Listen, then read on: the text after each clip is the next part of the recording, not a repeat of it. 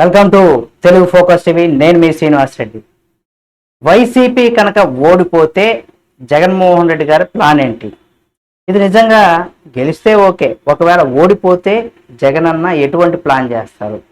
ఈ ప్రశ్నకి నిజంగా మామూలుగా వైసీపీ అభిమానులు కూడా కొంత రియాక్షన్ ఇచ్చారు. అంటే దీనికి సంబంధించి అభిమానులు ఒకవేళ జగన్ అన్న ఓడిపోతే ఏంటి అనేది కూడా కొన్ని సామాజిక మాధ్యమాల్లో మన వైసీపీ అభిమానులు ఎవరైతే ఉన్నారో వాళ్ళు ఏమనుకుంటున్నారు అనేది కూడా మనం ఈ వీడియోలో తీసుకున్నాం, చూద్దాం. ఈ వీడియోని పూర్తిగా చూస్తే మీకు అర్థమైపోతుంది.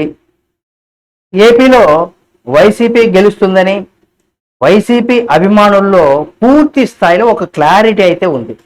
కనీసం దారుణమైనటువంటి పరిస్థితుల్లో ఇక్కడ పోటాపోటీగా లేదా ఒక మెజారిటీతో అయినా వైసీపీ విజయం దక్కించుకుంటుందనేసి కూడా ఆ పార్టీకి సంబంధించినటువంటి నేతల్లో కావచ్చు వాళ్ళందరూ కూడా భావిస్తూ ఉన్నారు.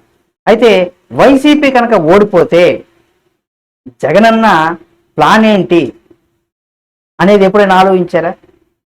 అసలు జగనన్న వైనాట్ 175 అంటున్నాడు, కానీ అది కాన్ఫిడెంట్ ఉండొచ్చు, ఓవర్ కాన్ఫిడెంట్ ఎప్పుడు కూడా దెబ్బ కొడుతుంది. సరే, ఒకేలా నిజంగా జగనన్న కనుక ఓడిపోతే ఇక్కడ మనం కనుక చూసినట్టయితే ఆయన ప్లాన్ ఏంటి అనే ప్రశ్నకు కొంత ప్రతిపక్షం కొత్త కాదనేసి కూడా కొంతమంది ప్రజలైతే చెప్పుకుంటూ ఉంటారు. తీర్పు ఏదైనా సరే ఆయన కట్టుబడి ఉంటారని వైసీపీ అభిమానులందరూ కూడా చెప్పడం సహజం. ఎందుకంటే ఆటోమేటిక్గా ఆయన పార్టీ కనుక ఓడిపోతే అంటే ప్రతిపక్షంలో కూర్చుంటారు. అంటే 2014 ఎన్నికల్లో ఏ విధంగా అయితే ఆయన ప్రతిపక్షంలో కూర్చున్నారో అదే తరహాలో ఇప్పుడు కూడా 2024లో అటు కూర్చునేటువంటి అవకాశం ఉంటుందనేసి కూడా చెప్తారు.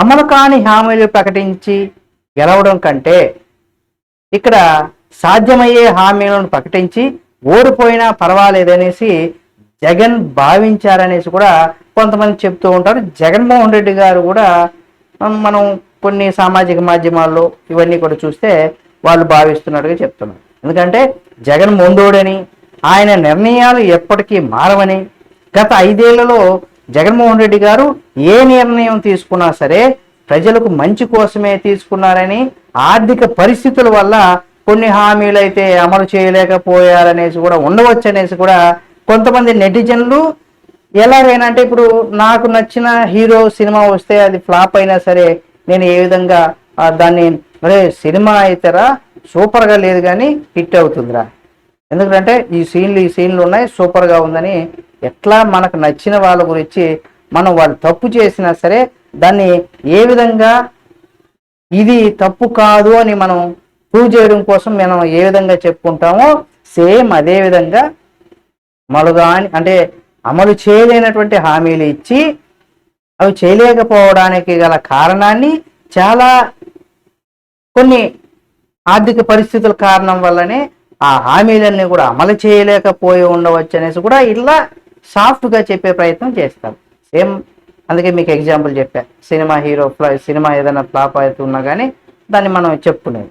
అయితే 99.99% వైసీపీ ఓడిపోయేటువంటి అవకాశాలు అయితే లేవని కూడా కామెంట్లు అయితే వినిపిస్తున్నాయి.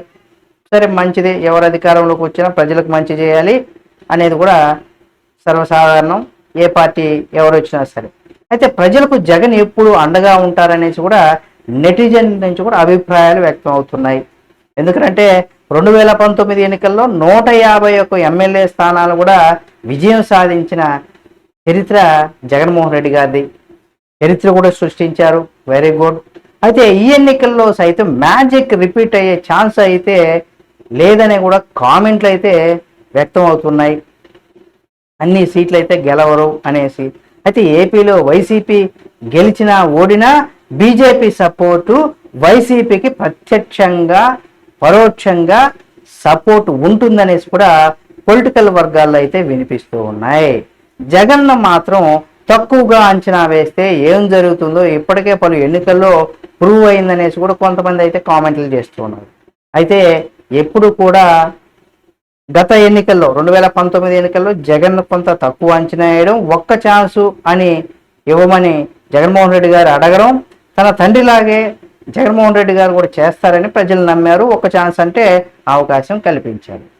అయితే ఇక్కడ జగన్ ప్రణాళికలు ఎప్పుడు కూడా నెక్స్ట్ లెవెల్లో ఉంటాయని ఆయన వ్యూహాత్మకంగా వ్యూహకర్తలకు సైతం సులువుగా అందవనేసి కూడా కామెంట్స్ అయితే వినిపిస్తుంది.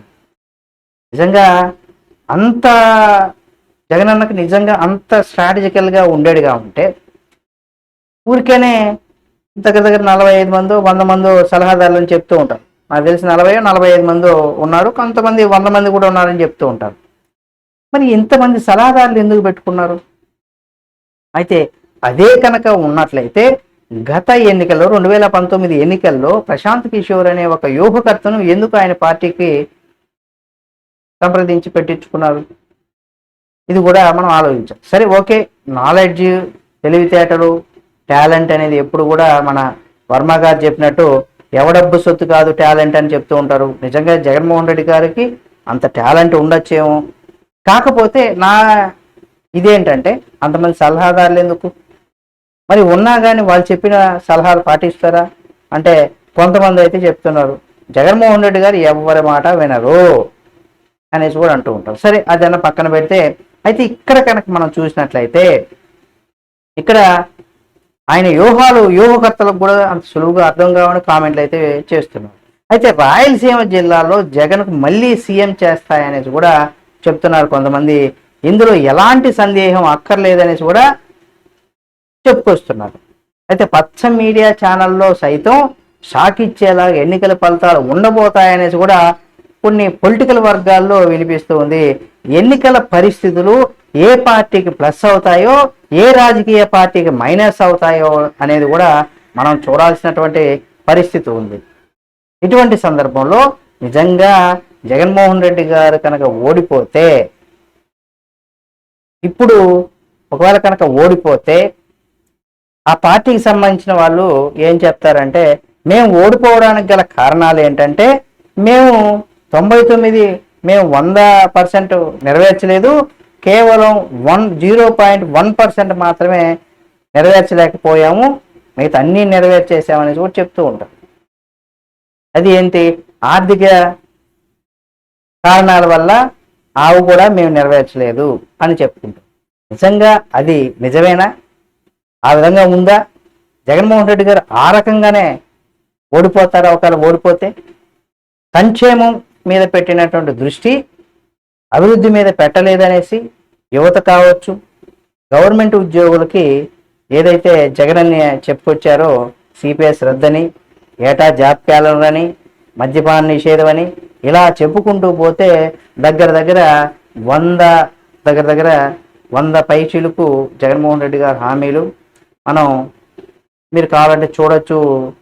మన తెలుగు ఫోకస్ టీవీ లీడర్స్ అనే యూట్యూబ్ ఛానల్లో కావచ్చు, లేదా నారా లోకేష్ గారి పేజ్లో, ఆయన ట్విట్టర్ పేజ్లో కూడా ఒక వీడియో వాళ్ళు చేశారు. దానికి సంబంధించి మీరు కూడా చూసుకోవచ్చు. అందులో ఎంత వాస్తవం ఉంది అనేది ప్రజలు కూడా గమనించి మీరు తెలుసుకోవచ్చు.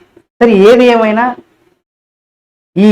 అటు జగనన్న భవిష్యత్తు కావచ్చు, లేదా చంద్రబాబు నాయుడు, పవన్ కళ్యాణ్, అలాగే కూటమి అభ్యర్థులు ఎవరైతే ఉన్నారో 3 పార్టీలకు సంబంధించి, ఇటుపక్కల జగన్మోహన్ రెడ్డి గారికి సంబంధించి వీళ్ళ యొక్క రాజకీయ భవిష్యత్తు ఏంటి అనేది కూడా, ఎవరు సీఎం కుర్చీని అధిష్ఠించబోతున్నారు అనేది కూడా మనకు తెలిసిపోతుంది. జూన్ 4వ తేదీ వరకు అయితే మనం వెయిట్ చేయక తప్పదు. చూద్దాం, జగన్మోహన్ రెడ్డి గారు నిజంగా ఓడిపోతే ఈ రకంగా ఇటువంటి పరిణామాలు ఉంటాయా అనేది కూడా చూడాలి. ఈ సర్వే సంస్థలు లేదా ప్రతి పార్టీ వాళ్ళు మేమే గెలుస్తామని చెప్పుకోవడం, అది ప్రతి పార్టీ ఏ పార్టీ అయినా మేము ఓడిపోతామని చెప్పుకోదు. ఆ పార్టీకి సంబంధించిన నాయకులు కావచ్చు, కార్యకర్తలు కావచ్చు, ఎవరు కూడా ఆ విధంగా చెప్పుకోరు. మేమే గెలుస్తామనేసి కూడా చాలా ధీమాతోనే చెప్పుకుంటూ ఉంటారు.